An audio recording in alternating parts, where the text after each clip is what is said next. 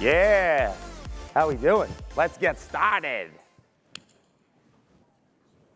A decade and a half ago, our next speaker saw something other people didn't. He sees talent where others may not. He invests in talent. Like any great leader, he gets out of the way of talent.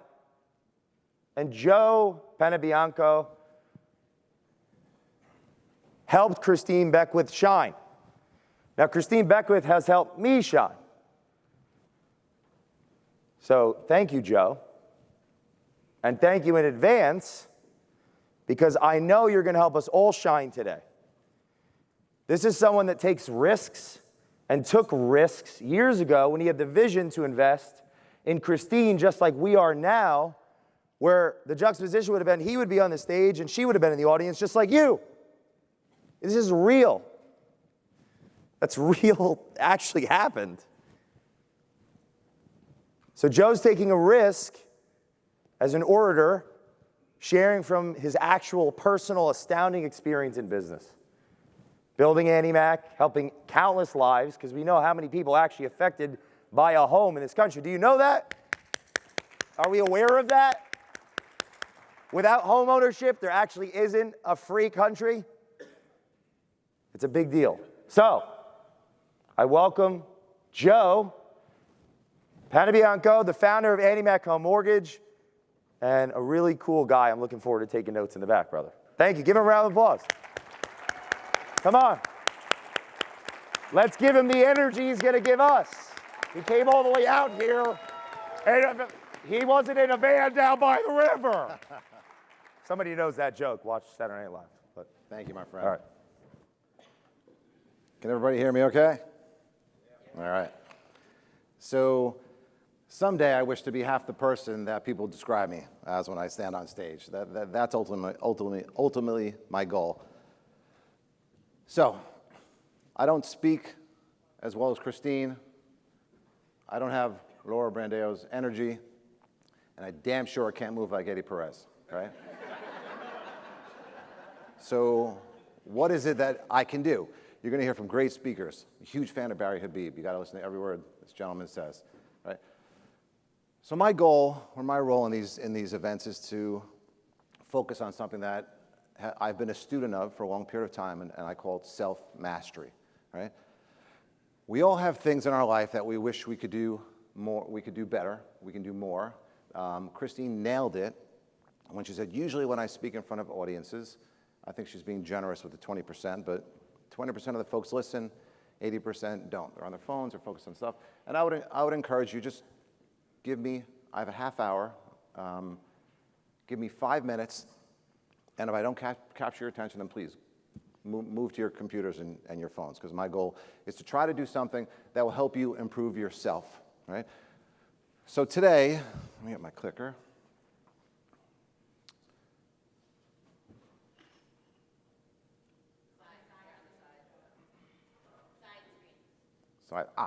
Okay, well, let me go back then. So I always like to start with telling you what we're going to tell you. I had a speaking coach one time who said to me, if you're going to speak in front of an audience, and I'd encourage you guys to remember this, you do 3 things. Tell them what you're going to tell them, and tell them what you told them. It's the way to get things into mind. It's a sort of a repetition. So first we're going to start with the science. All self-mastery starts with the science. You have to know why you are genetically programmed to do the things you do, and it helps you understand what you need to do to move forward.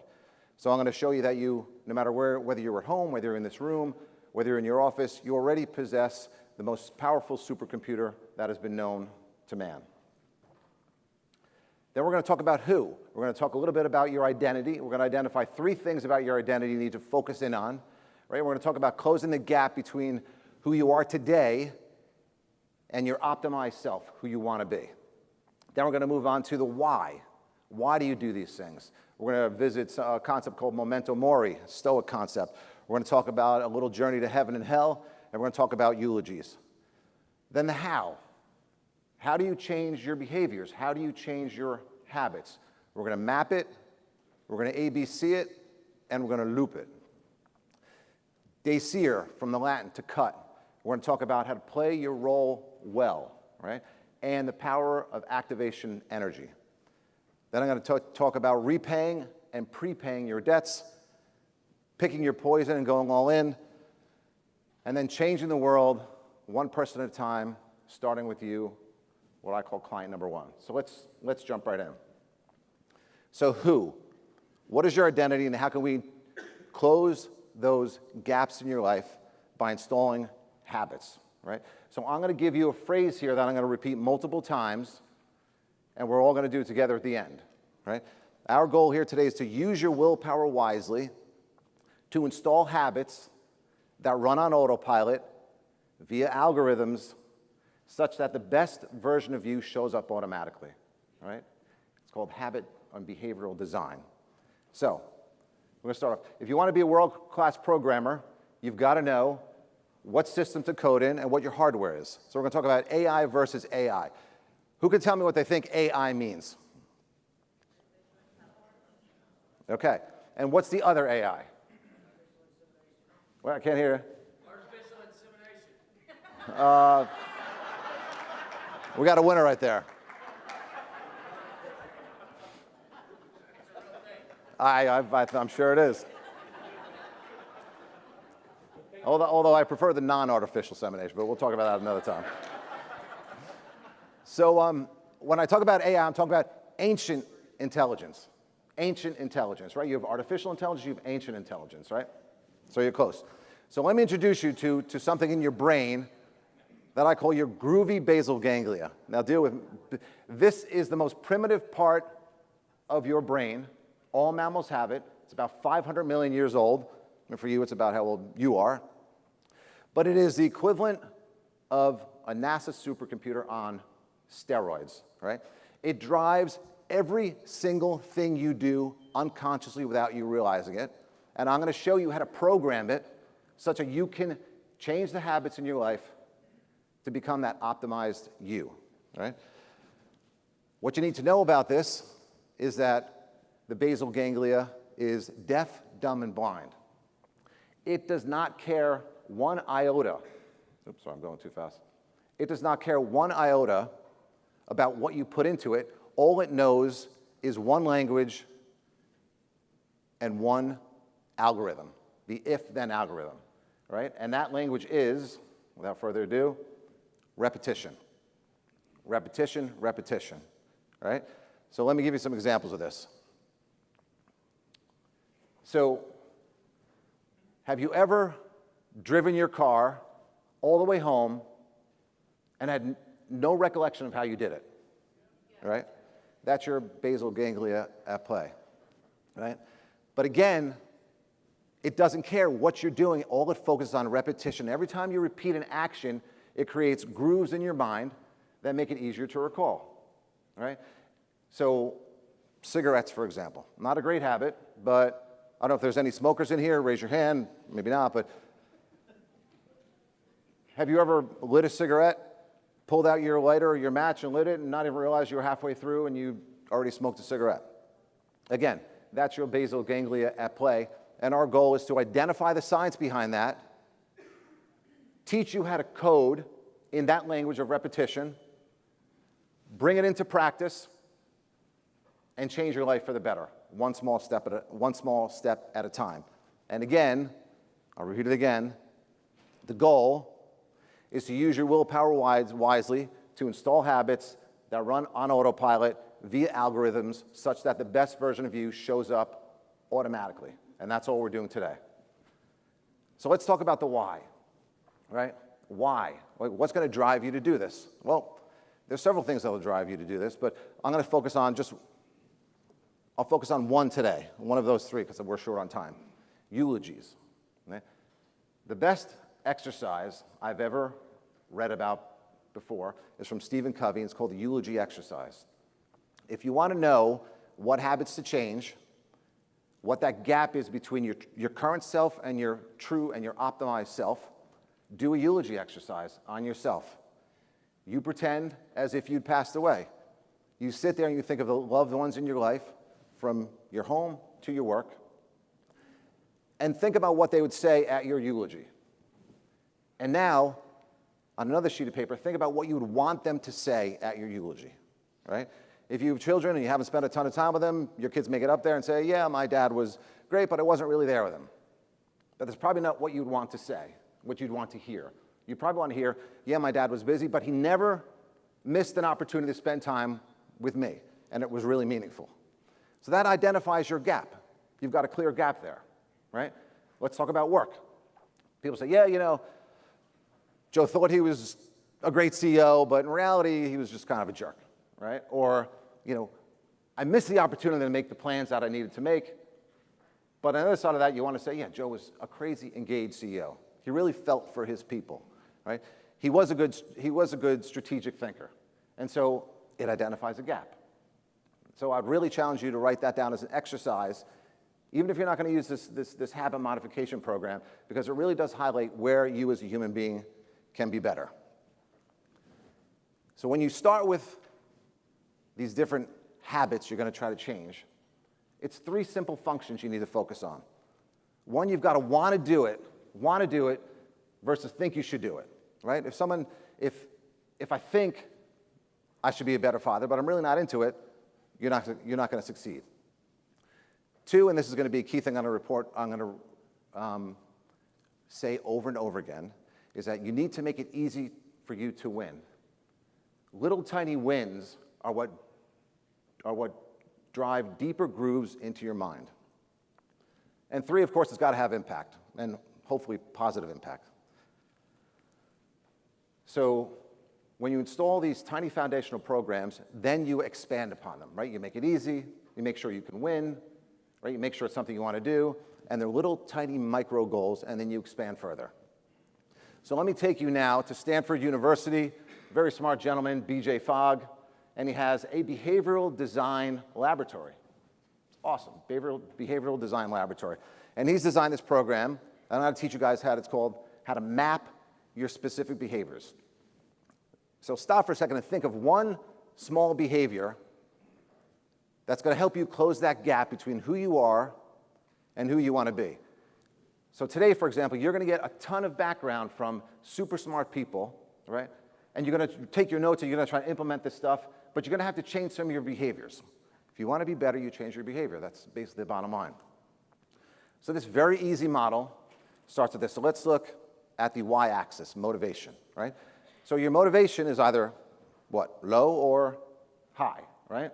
Your ability to do something is either difficult or what? It's easy to do, right? And then you have what's called a prompt, right? Your prompt needs to be something that's obvious and evident in your life, and I'll give you an example. So in B.J. Fogg's great book about habits, and again, I'd really challenge you guys to read that book. B.J. Fogg talks about him. He wanted to exercise. Everybody wants to exercise, right? So instead of, he tried signing up for gym memberships, and he talks about how he was going to go for an hour and then 45 minutes a day. He said, no. He said, I've got a prompt in my life, a prompt that is crazy obvious. And this is his example, so don't. So he said, every time I go to the bathroom, I'm going to do 2 push-ups, right? So he's got this prompt, as you see on the map. His prompt is, he's got to go to the bathroom. I mean, unless you're different, I'm assuming you go to the bathroom, right? And he said he knows he can do 2 push-ups. So if you look at this grid, his motivation to do it, high or low, his ability, 2 push-ups are very easy, and the prompt is always there. And the key thing that they talk about at this behavioral design laboratory is you need to change your habits in a way so that they're so small they seem dumb, right? Because the reason why people fail to make the changes in their life that they want to make, it's not a character flaw. It's a design flaw, right? By a show of hands, how many people have committed or wanted to commit to something new and they have failed over time? Certainly, if you're not raising your hand, you're probably not being honest, right? But how many people have laid out that goal in the most motivated state? Shoot, they've left a Tony Robbins seminar and they want to, write 15 books and take on the world, and then you leave, and then 2 days later you're back to your usual thing, right? Now, what this tells you is that you have this 500-million-year-old computer in your brain that is largely stupid, right, but is incredibly powerful. It needs repetition, repetition, repetition. It needs tiny changes, tiny changes, tiny changes. And this map will show you how to do that. If you stick anything you want to do in your life into this map and it falls below the prompt, you're going to fail, right? Because it's either takes too much motivation or it takes too much ability, right? But if you keep it small, you plan it for when your motivation is lowest, and you set a prompt that is so painfully obvious that you can't miss it, right? You want to drink more water? Great. Put a water bottle in the middle of your bedroom floor. You got to walk over it, right, in the morning. You want to meditate? Put a meditation thing in your shower. You literally can't turn the shower on until you take the pad out and you meditate, all right? Those are the prompts in life that will help you change and help you change quickly. So we talked about anchoring it to an existing behavior. We talked about if-then and the behavior installation. And now we're going to talk about what could be one of the most cutting-edge neurological discoveries in a long time, the concept of celebration. Right? So celebration, there's another part of your brain called the nucleus accumbens, right? And what that does, it squirts out little bits of dopamine into your brain, right? And that helps, again, groove things a little bit deeper into your basal ganglia to get you to learn, right? So let me give you an example of slot machines. So when do you think your mind reacts strongest to a slot machine, right? When you're about to pull the lever, after you've pulled the lever, or once you see what you've gotten on the screen? Yes, whoever said that, about to pull the lever, right? Because when you're celebrating something, your mind is already in anticipation of that celebration, right? So after you have gone through this map program, you've decided to install a new habit into your 500-million-year-old supercomputer, right? You've mapped it. You've said, okay, I'm going to do it for when I'm the lowest in motivation. I'm going to make it super easy to win, right? I've got this very clear anchor or prompt, right? And then you celebrate. I know it sounds ridiculous because I'm not that kind of guy that's going to jump up and down, right? But having said that, you need to find a way to celebrate because you need to stimulate your brain to thinking that what you're doing is good. And again, I think, and I'm going to repeat this a multitude of times, you have to treat your brain as if it is deaf, dumb, and blind, right? And if you do that, these are the basic tenets of the system, the operating system that is built within your mind, right? And that gets back to what I said earlier, is when you fail to change the habits that are going to change your life, don't beat yourself up. Because as great as I come from a family of educators in public school systems, and I'll tell you that our educational system's largely broken. We don't teach people the basic tenets of their own operating system, and then we ask these kids to do all these different things, and no one understands why, right? So then how do you move forward from that? You've taken this tiny little goal. BJ Fogg, he urinates, flushes the toilet, does 2 push-ups, right? And then Newton's law of motion comes into play. An object in motion tends to stay, what? In motion. And we do 2 push-ups, maybe you'll do 3, right? And then after you've grooved this into your system and you flush the toilet and you do 2 push-ups, you set a new goal. I'm going to do 4 push-ups, right? And then by the time you're done, 6 months later, you're doing 100 push-ups. And that's how you change the habits of your life. So let me talk about repaying and prepaying your quote-unquote debts, right? The concept is you do it daily, right? I can't stress enough. Repetition, repetition, repetition means every day you pick that prompt to your lowest motivation point and you make it easy to do. But you do it daily, unless you don't do it daily. But one of the things is you never miss twice.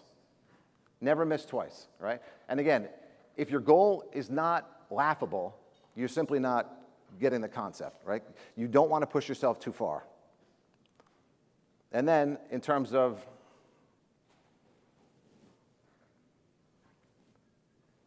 repaying and prepaying, let's assume for a minute that you are an avid runner, right?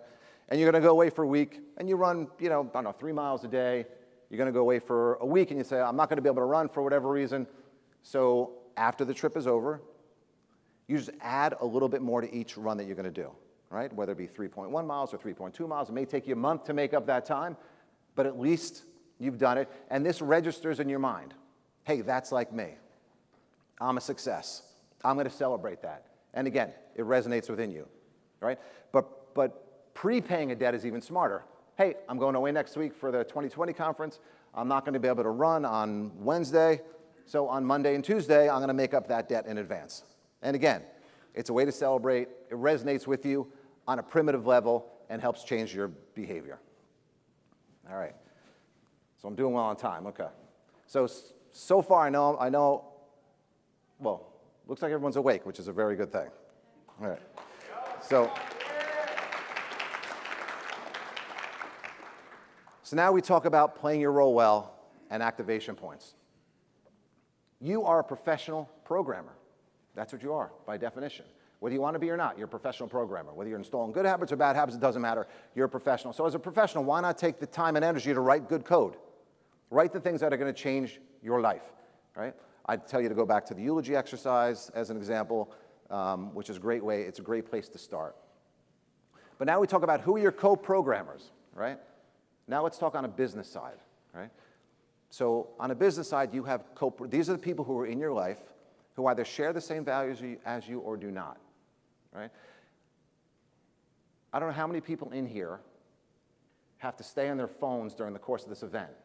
But if you do, if you cannot leave your office for a day without being concerned, you have the wrong co-programmers in your organization, right?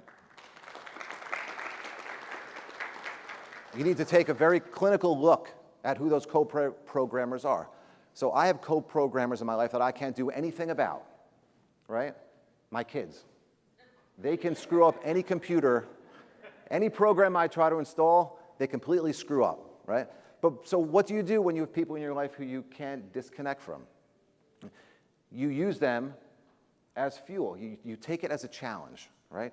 I'm going to have this child in my life or this person in my life who I can't get rid of, I don't want to get rid of, whatever it is, and I'm going to take it up as a challenge. I'm going to try to program around that person, right? And even get better yet, because most people won't know what you know, you can program other people without them even knowing it. Set up little goals for them, right? I'm not saying manipulate people. I'm saying you can change other people around you just with the science that you've learned today. Activation energy. I love this expression from a book called Success Principles. 99% is a bitch, excuse the language, and 100% is a breeze. So what the hell does that mean, right? It means that when you're trying to start a fire, you're trying to burn some paper, you need 451 degrees of what's called activation energy. But at 99% effort, right, you're at 444 degrees, whatever the number is, you're not going to get anything. You're just going to get some smoke, right? Same thing with water. 212 degrees is the boiling point for water at ground altitude. So you could sit there all day long and boil water till it's 210 degrees, and you're not going to get nothing's going to happen. The same exact thing applies to your habits. That's why we take it small. That's why we make it easy. That's why we celebrate success. Because if you think you're 99% in, it's a total bitch, because you're not going to get anywhere.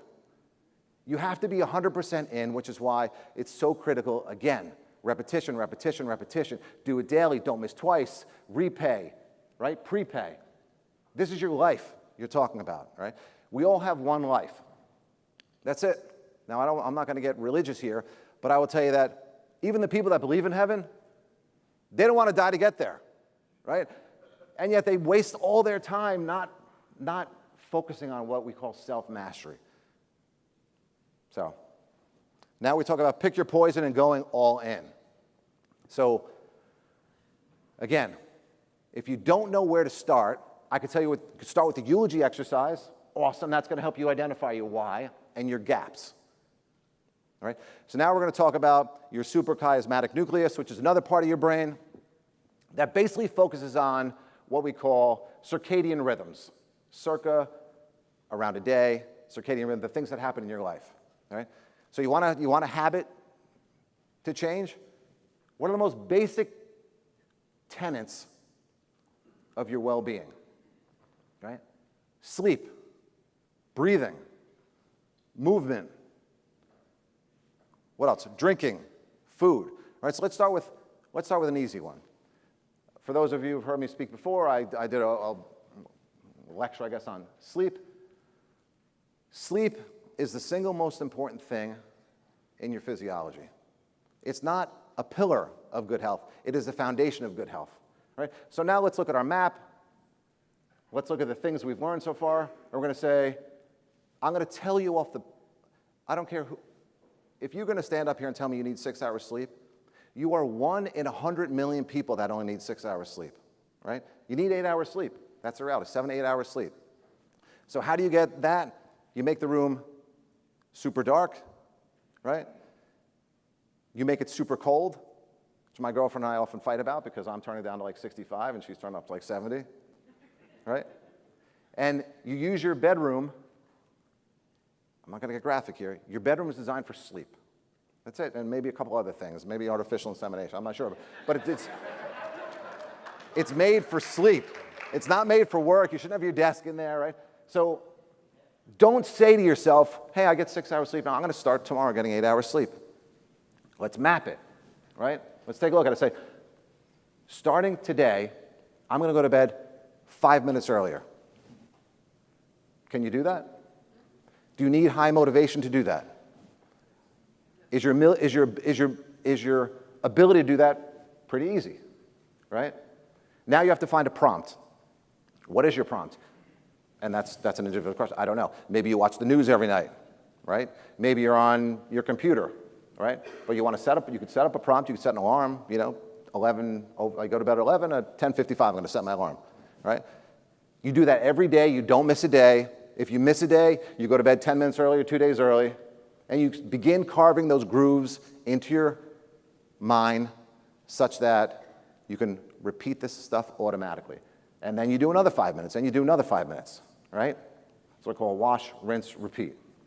Again, think of these habits as so silly that if you were to tell somebody, hey, listen, I'm gonna really change my life. Oh, awesome, dude, what are you gonna do? I'm gonna go to bed 5 minutes early tonight. They're gonna be like, 5 minutes early. Because they don't understand, but you now have the knowledge to know how to program your supercomputer. I discussed how to do it for the least motivated you. Oh, I'm really on schedule. So now I'm going to do a review. I'm going to give you a bonus point. I'm going to talk about changing the world one client at a time. It's an awesome quote and sort of sums up what I was trying to say by John Maxwell. You do not choose your future, you choose your habits, and they decide your future, right? And that's awesome. So let's focus on the choose your habits, right? You now have the ability to choose your habits. You now have the ability to choose the design of your life and the design of your habits. I've said be kind to yourself. It's called shining a spotlight on yourself, right? Your previous failures, they're not character flaws. Don't beat yourself up. They are design flaws, right? You now have an idea of what the design is. We can certainly share this presentation with whoever wants it. If you want to hook up with me on LinkedIn, I can share even more for you because I have a half hour's time to discuss probably a full day's course. Say start small. Again, super, super small, so you can focus on the fundamentals, the fundamental building blocks of behavior.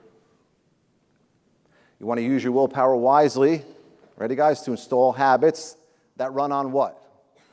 Autopilot, via algorithms, so that the best version of you shows up automatically, right? That best version of you in sleep, that best version of you in energy, in love, in work.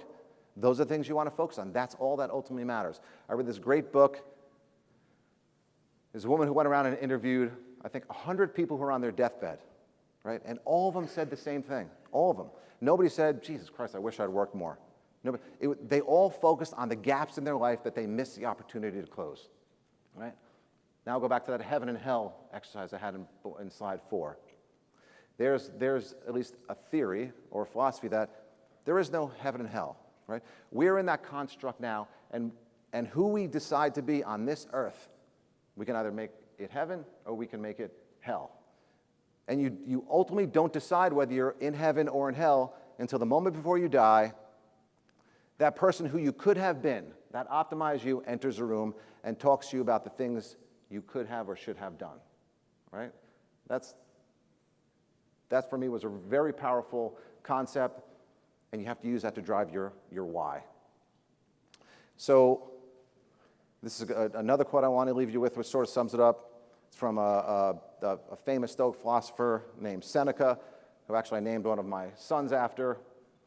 How much better to pursue a straight course and eventually reach that destination where the things that are pleasing, think of circadian rhythms and your celebration, and the things that are honorable have finally, for you, become the same.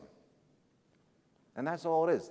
That is self-mastery 2,000 years ago, right, by a gentleman who didn't have all these fancy laboratories. That was his thing. How much better to pursue a straight course? What do you want, right? And make the things that you should be doing pleasurable to do. And that's where your suprachiasmatic nuclei comes in. That's where your basal ganglia comes in, right? That's where your nucleus accumbens. These are the basic, I started with, it's the operating system and the hardware that is embedded within your brain. It's not hard to manipulate. You certainly are fully capable. And as Christine said earlier, if any group is capable, it's this group, because just by being here, you've self-selected yourself into that pool. So my last point, I'll talk about self-mastery and changing the world, starting with client one. You are client number one. Change your world if you can, right? But imagine a world in which every 5 years, you only change 10 people's lives. And then those 10 people change the lives of 10 people every 5 years, and that goes on for 50 years. You will be at the nexus of a change of 100 million people. Right? A lot of people don't do things because they think it's too big. What difference am I going to make? But start with yourself. If you want to learn, the best way to learn is to teach. Make it small. If you can't do 2 people a year, your kids, your spouse, your mom, right? And tell you, if you do a good job, they're going to do it to somebody else. And challenge them to do it to somebody else. And again, that is your way to change the world, one person at a time, starting with you, up to 100 million people. So I want to thank you very much for your time. I hope you got something out of this little speech.